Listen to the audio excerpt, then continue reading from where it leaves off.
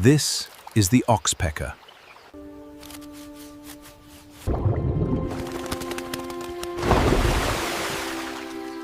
Hundreds of ticks, clustered in the ears, the neck, the base of the horns, flies constant at the eyes. No hands, no way to reach half of your own body. You're 3 days old, and you've already made the only choice that matters. Which giant you'll spend your life on. Choose wrong, you starve in a week. Choose right, 10 years on the back of something that could kill you and never know it. This is the Oxpecker, and what's underneath you isn't home.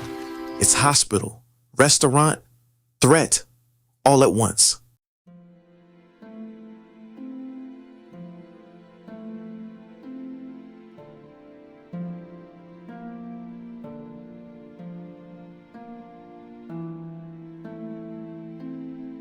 Most chicks choose wrong, a host that shakes them off, submerges without warning.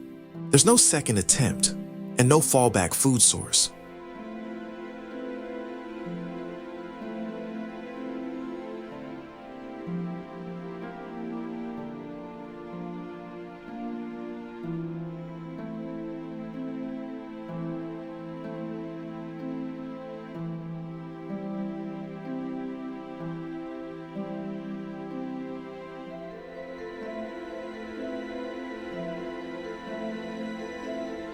The beak is the key, scissor-shaped.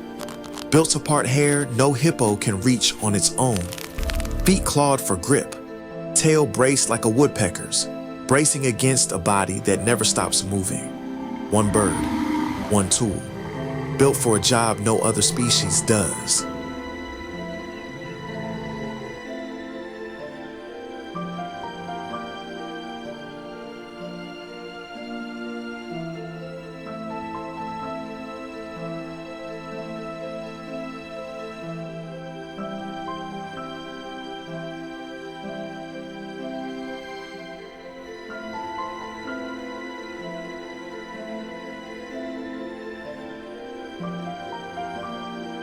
For decades, this looked like a clean deal. Ticks gone, wounds cleaned, a free health service. Then someone looked closer.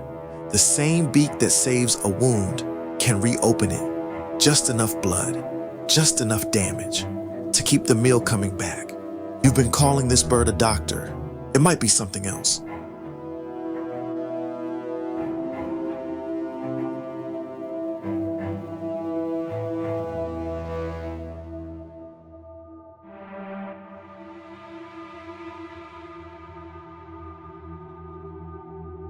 A rhino sees 30 feet, maybe less. This bird sees everything. One sound. Move now. That's the deal that actually keeps this partnership alive.